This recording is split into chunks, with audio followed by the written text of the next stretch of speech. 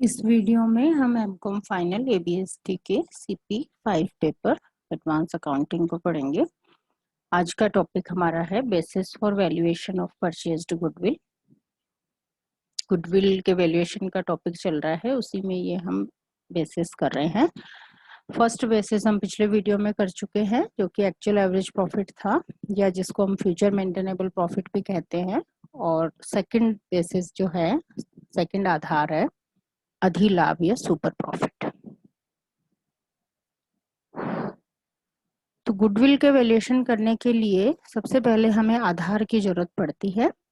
पहला आधार जो हमने किया था वो एक्चुअल एवरेज प्रॉफिट का था, और अब ये दूसरा आधार है सुपर प्रॉफिट का। सुपर प्रॉफिट क्या है?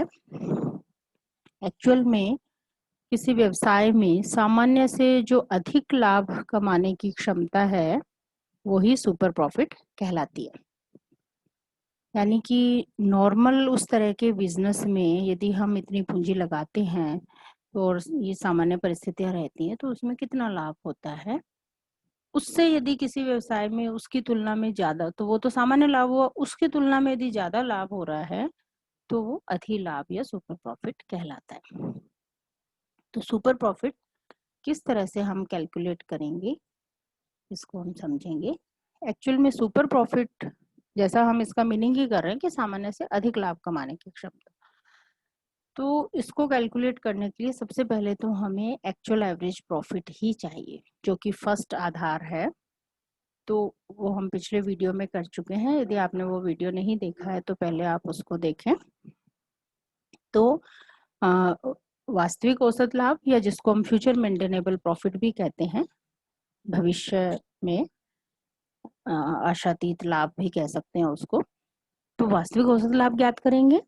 वो ज्ञात करने के पश्चात उसमें से सामान्य लाभ को घटाया जाएगा। सामान्य लाभ को घटाने पर जो लाभ आएंगे वो अधिलाभ कहलाएगा।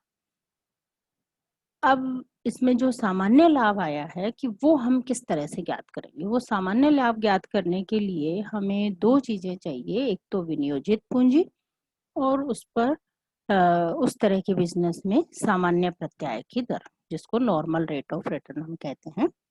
यानी कि उसी तरह के जो अन्य व्यवसाय हैं उनके लाभ व बाजार में ब्याज की दर को देखते हुए जो रेट डिसाइड की जाती है रिटर्न की, वो नॉर्मल रेट ऑफ रिटर्न कहलाती है। तो ये दोनों चीजें हमें चाहिए, इसके आधार पर हम सामान्य लाभ ज्ञात करते हैं।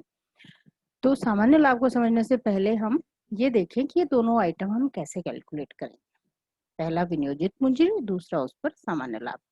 तो पहला लेते हैं विनियोजित पूंजी। ये हम कैसे कैलकुलेट करेंगे? विनियोजित पूंजी से क्या मतलब है? विनियोजित पूंजी का सामान्य अर्थ तो ये है कि एक व्यवसाय में कितनी पूंजी लगी हुई है। तो नेचुरली पूंजी जो है संपत्तियों और दायित्वों के रूप में लगी हुई होती है। तो यदि इसके हम फॉर्मूले की फॉर्म में कहें तो विनियोजित पूंजी का मतलब है टोटल एसेट्स माइनस लायबिलिटी। अब टोटल एसेट्स का क्या मीनिंग है, लायबिलिटीज का क्या मीनिंग है, तो ये हम कैलकुलेट करने के लिए ये सारी चीजें हम बैलेंस शीट से लेते हैं। तो हमें कुछ चीजों को ध्यान में रखना पड़ता है कि इन सब संपत्तियों को किस किस को लेना है और किस मूल्य पर लेना है। इसी तरह से दायित्वों के संबंध में, तो इसको हम डिटेल में समझते हैं कि क्या क्या चीजें हमें ध्यान रखनी है कैपिटल एम्प्लॉयड निकालने के लिए। पहली बात तो हम कह रहे हैं टोटल एसेट्स। तो टोटल एसेट्स में कौन कौन सी संपत्तियां हमें लेनी है? टोटल एसेट का क्या मतलब है? टोटल एसेट में स्थायी संपत्तियां, अमूर्त संपत्तियां यानी फिक्स्ड एसेट्स, इंटेंजिबल एसेट्स और सारी करंट एसेट्स, इन सब का टोटल हम लेते हैं। अब इसमें आपको ध्यान ये रखना है कि विनियोगों को नहीं लेना है यदि वो व्यापार के बाहर इन्वेस्ट किए हुए हैं, या जिनको हम नॉन ट्रेडिंग इन्वेस्टमेंट भी कहते हैं। जैसे कि गवर्नमेंट सिक्योरिटीज वगैरह में यदि हमने इन्वेस्टमेंट कर रखा है तो ये व्यापार के बाहर विनियोजित कहलाएंगे। और इनसे क्योंकि ये फिक्स आय ही प्राप्त होती है, इसलिए हम इनको संपत्तियों में शामिल नहीं करते। एक्चुअल एवरेज प्रॉफिट में हम इसकी आय भी शामिल नहीं करते हैं, और यहाँ पर भी इसको शामिल नहीं किया जाएगा। और इसी तरह से यदि गुडविल भी चिट्ठे में पहले से ही दिखाई गई है तो उसको भी शामिल नहीं करना है, क्योंकि गुडविल के लिए कैलकुलेशन तो हम कर ही रहे हैं। तो यदि पहले से ही दिखाई गई है तो उसको भी हमें नहीं लेना। तो इस तरह से टोटल एसेट्स हमें लेनी है और उसमें ये ध्यान रखना है। अब उसके अलावा जो ये एसेट्स हम ले रहे हैं उनको किस मूल्य पर लेना है? तो एक तो पुस्तक मूल्य होता है जो कि चिट्ठे में दिखाया गया मूल्य है, बैलेंस शीट में मूल्य दिखाया गया, तो पुस्तक मूल्य बुक वैल्यू कहलाती है। तो या तो उस पे लेंगे या जिसको हम रिटर्न डाउन वैल्यू भी कहते हैं उस पे ले सकते हैं। यदि हमें क्वेश्चन में इनका वसूली मूल्य, रियलाइजेबल वैल्यू दे रखी है या रीवैल्यूड वैल्यू दे रखी है, पुनर्मूल्यांकित मूल्य दिया हुआ है, तो फिर हम इनको रियलाइजेबल वैल्यू पे या पुनर्मूल्यांकित मूल्य रिवैल्यूड वैल्यू पर लेंगे। और यदि नहीं दे रखी है तो फिर ठीक है, हमें पुस्तक मूल्य पर ही लेना, बुक वैल्यू पर ही, जो चिट्ठे की वैल्यू है उसी पर लेना। अब इन संपत्तियों में एक चीज और हमें ध्यान रखनी है कि कृत्रिम संपत्तियों या हानियां जो होती हैं उनको नहीं लेना है, फिक्टिशियस एसेट्स को नहीं लेना है। फिक्टिशियस एसेट्स का क्या मतलब है कि ऐसी संपत्तियां जो कि एक्चुअल में संपत्तियां नहीं हैं, केवल वो खर्चों के डेबिट बैलेंस है, और डेबिट बैलेंस को हम संपत्ति साइड में दिखाते हैं वर्ष के अंत में बैलेंस शीट जब बना रहे हैं, तो इसलिए इनको हम फिक्टिशियस एसेट्स कहते हैं, क्योंकि सिर्फ उनका डेबिट बैलेंस है, एक्चुअल में वो संपत्तियां नहीं है, वो खर्चे हैं। तो कई बार चिट्ठे में ये भी दिखाई हुई होती है फिक्टिशियस एसेट्स। कौन कौन सी हो सकती हैं? जैसे प्रीलिमिनरी एक्सपेंसेस है, discount on issue of share debenture हो सकता है, डेफर्ड रेवेन्यू एक्सपेंसेस हो सकते हैं, लाभ हानि खाते का डेबिट शेष जो कि लॉस है वो भी हम संपत्तियों की साइड ही दिखाते हैं। तो इन सबको, क्योंकि एक्चुअल में ये संपत्तियां नहीं है, तो इनको आपको नहीं लेना है, यदि है तो उसको नहीं लेना है। इसके अलावा हमें क्या ध्यान रखना है कि ये सारी संपत्तियां हमने ले ली, कौन सी लेनी है, नहीं लेनी है, किस मूल्य पर लेनी है, ये सब हमने ध्यान रख लिया। अब इन संपत्तियों में से हमें दायित्वों को घटाना है। तो दायित्वों में क्या क्या घटाना है? दीर्घकालीन दायित्व और अल्पकालीन दायित्व, दोनों तरह के ऋण और दायित्व को हमें यहाँ पे घटाना है। अब इन दायित्व या ऋणों का भी पुस्तक मूल्य या वास्तविक मूल्य जैसी भी स्थिति हमें क्वेश्चन में दी हुई है, वो हमें जो ऊपर हमने टोटल एसेट्स सब चीजों को ध्यान में रख के कैलकुलेट की उसमें से घटाना है। कई बार क्वेश्चन में आपको प्रपोज्ड डिविडेंड और प्रोविजन फॉर टैक्स भी दिया हुआ होता है, तो इनको भी आपको चालू दायित्व मानना है और चालू दायित्व मान करके घटाना है।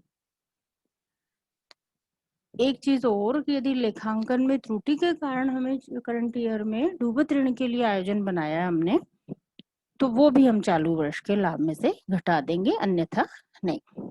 तो ये पॉइंट आपको ध्यान रखना है कि लेखांकन त्रुटि के कारण यदि क्वेश्चन में इस तरह की जैसी सूचना दी हुई है उस आधार पे आपको इसको करना। तो इस तरह से ये कहलाएगी विनियोजित पूंजी, टोटल एसेट्स माइनस लाइबिलिटीज करेंगे इन शॉर्ट, तो ये विनियोजित पूंजी कैपिटल एम्प्लॉयड कहलाएगी। अब कई बार ऐसा होता है कि विनियोजित पूंजी की जगह हम औसत विनियोजित पूंजी पर प्रत्याय की दर को प्रयोग में लेते हैं। तो औसत विनियोजित पूंजी कैसे हम निकालेंगे? विनियोजित पूंजी हमने ऊपर देखी, तो उस तरह से जो पूंजी निकाली गई है उसी आधार पर ही हम औसत पूंजी भी निकाल सकते हैं। तो औसत पूंजी हम दो तरीके से निकाल सकते हैं, वो डिपेंड करेगा कि हमें क्वेश्चन में कैसे इंफॉर्मेशन दे रखी है। यदि हमारे पास चालू वर्ष की प्रारंभिक पूंजी भी दे रखी है और चालू वर्ष की अंतिम पूंजी भी दे रखी है, यानी कि यदि हमारा फाइनेंशियल ईयर 1 जनवरी से 31 दिसंबर है, तो 1 जनवरी को क्या कैपिटल एम्प्लॉयड है और 31 को क्या है कैपिटल एम्प्लॉयड, वर्ष के प्रारंभ और अंत में यदि दोनों हमारे पास हैं, जनरली लास्ट की ही होती है, लेकिन यदि हमें प्रारंभ की भी दी हुई है तो हम औसत विनियोजित पूंजी निकाल सकते हैं। दोनों तरह की पूंजी को प्लस करेंगे, 2 से डिवाइड कर देंगे, जो सिंपल एवरेज निकालते हैं उस तरह से। तो एक तरीका तो ये है। अब यदि हमारे पास प्रारंभिक पूंजी नहीं है तो हम दूसरा तरीका भी यूज कर सकते हैं और उसके आधार पर भी औसत विनियोजित पूंजी निकाल सकते हैं। दूसरी विधि में हम क्या करते हैं कि क्लोजिंग कैपिटल एम्प्लॉयड लेनी है और उसमें से हमें माइनस करना है half of current year profit, वर्ष के लाभों का आधा हिस्सा हम उसमें से घटा देंगे, तो वो भी जो आंसर आएगा एवरेज कैपिटल एम्प्लॉयड कहलाएगा। तो इस तरह से विनियोजित पूंजी की जगह हम औसत विनियोजित पूंजी को भी काम में ले सकते हैं और इस तरह से कैलकुलेशन करेंगे। विनियोजित पूंजी निकालने के बाद अब दूसरी चीज जो हमें कैलकुलेट करनी होती है, प्रत्यय की सामान्य दर के आधार पर सामान्य लाभ ज्ञात करने होते हैं। तो विनियोजित पूंजी हमने किस लिए निकाली? इसी पर्पज से निकाली कि हमें सामान्य लाभ ज्ञात करने हैं। तो सेकंड पॉइंट हमारा आता है सामान्य लाभ। सामान्य लाभ कैलकुलेट करने के लिए हमें दो चीज चाहिए, विनियोजित पूंजी या औसत विनियोजित पूंजी, जैसे ऊपर हमने कैलकुलेट की, और सामान्य प्रत्याय दर। अब ये सामान्य प्रत्याय जो है उस तरह के बिजनेस में वो दर है जो कि उस तरह के बिजनेस में लाभ हो रहा है और उस पर ब्याज की दर को ध्यान में रखते हुए कितना प्रत्याय प्राप्त हो रहा है उस तरह के बिजनेस में, वो सामान्य दर कहलाती है। तो जनरली आपको कैलकुलेट नहीं करनी होती, क्वेश्चन में दी हुई होती है या इस तरह की कोई सूचना दी हुई होती है, तो उसके आधार पे आप कैलकुलेट कर सकते हो। तो सामान्य लाभ कैलकुलेट करने के लिए हम विनियोजित पूंजी को प्रत्याय की सामान्य दर से मल्टीप्लाई करते हैं। जैसे मान लेते हैं कि विनियोजित पूंजी हमने 10 लाख कैलकुलेट की, प्रत्याय की सामान्य दर 10% है, तो 10 लाख को हम 10% से मल्टीप्लाई करेंगे तो 1 लाख सामान्य लाभ हमारा आ जाएगा। तो इस तरह से सामान्य लाभ हम कैलकुलेट करते हैं। अब कई बार प्रत्याय की सामान्य दर हमें क्वेश्चन में दी हुई नहीं है और हमें कैलकुलेट करनी भी पड़ सकती है। यदि दी हुई है सामान्य दर तो कोई दिक्कत ही नहीं है, उसी से हम ले लेंगे और सारा कैलकुलेशन हो जाएगा हमारा। यदि प्रत्याय की दर हमें नहीं दी हुई है तो एक्चुअल में प्रत्याय दर क्या होती है, इसको हम समझ सकते हैं कि एक ऐसी वाली दर, ऐसे रिटर्न की दर जो कि एक व्यक्ति जब व्यवसाय शुरू करता है तो वो उम्मीद करता है कि वो व्यवसाय में कम से कम उसको इतना % तो मिले कि वो व्यवसाय उसका बना रहे। तो ये एक तरह से शुद्ध प्रत्याय और जोखिम प्रत्याय का योग होता है। तो एक तो व्यवसाय बिजनेस करता है तो वो एक रिटर्न चाहता है, वो हो गया। दूसरा, क्योंकि वो बिजनेस शुरू कर रहा है, एक जोखिम उठा रहा है, और कई बिजनेस पर्टिकुलर बहुत ज्यादा जोखिम वाले होते हैं। तो यदि वो जोखिम वाला बिजनेस कर रहा है तो वो एक उम्मीद करता है, उसको एक आशा होती है कि उस जोखिम पर भी उसको प्रीमियम मिले। तो हम कह सकते हैं कि शुद्ध प्रत्याय दर और व्यवसाय की जोखिम प्रत्याय या जिसको जोखिम प्रीमियम कहते हैं, इन दोनों को मिला करके हम सामान्य प्रत्याय दर की गणना कर सकते हैं। तो इस तरह से प्रत्याय की दर वो न्यूनतम दर हो गई जो कि निवेशक आशा करता है, और ये जोखिम रहित प्रत्याय की दर यानी कि शुद्ध प्रत्याय दर प्लस जोखिम प्रीमियम, जो जोखिम की क्षतिपूर्ति है, एक तरह से इन दोनों का योग है। इसको फॉर्मूले के रूप में भी आप इस तरह से लिख सकते हैं, शुद्ध प्रत्याय दर प्लस व्यवसाय की जोखिम प्रत्याय। तो यदि हमें रिस्क रिटर्न जोखिम प्रत्याय या जोखिम प्रीमियम के नाम से भी परसेंटेज दी हुई है क्वेश्चन में, तो आप शुद्ध प्रत्याय लेंगे और उसमें जोखिम प्रत्याय को जोड़ करके जो टोटल रेट आएगी वो नॉर्मल रेट ऑफ रिटर्न के रूप में लेंगे। तो इस तरह से हमने दो चीज कैलकुलेट की, विनियोजित पूंजी, सामान्य प्रत्याय की दर दी हुई है या हमने कैलकुलेट कर ली, उसके बाद हमने कैलकुलेशन किया सामान्य लाभ। सामान्य लाभ हमने विनियोजित पूंजी पर सामान्य दर से मल्टीप्लाई करके कर लिया, तो इस तरह से सामान्य लाभ आ गया।